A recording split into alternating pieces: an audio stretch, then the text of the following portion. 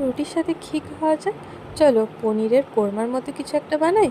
আর নিয়ে নিয়েছি আমি আমুলের পনির, ওটাকে কিউব করে কেটে নিয়েছি।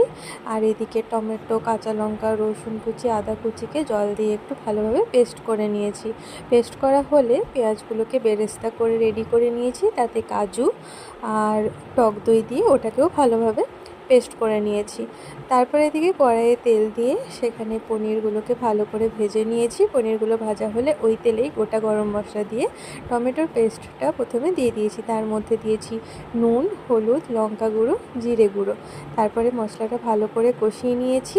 যখন একটু তেল ছাড়ছিল তার মধ্যে দিয়েছি পেঁয়াজ আর টক দইয়ের পেস্টটা, ওটাকেও ভালোভাবে কষিয়ে নিয়েছি। আর দিয়েছিলাম কাঁচা লঙ্কা, টেস্ট ব্যালেন্সের জন্য চিনি। ভালো করে যখন তেল ছাড়ছিল তখন ওটাতেও জল দিয়ে একটু ফুটিয়ে পনিরগুলো অ্যাড করে দিয়েছিলাম। তারপর একটু ফুটিয়ে নিয়ে ব্যাস নামিয়ে দিয়েছি। রেডি আমাদের পনিরের কোরমা।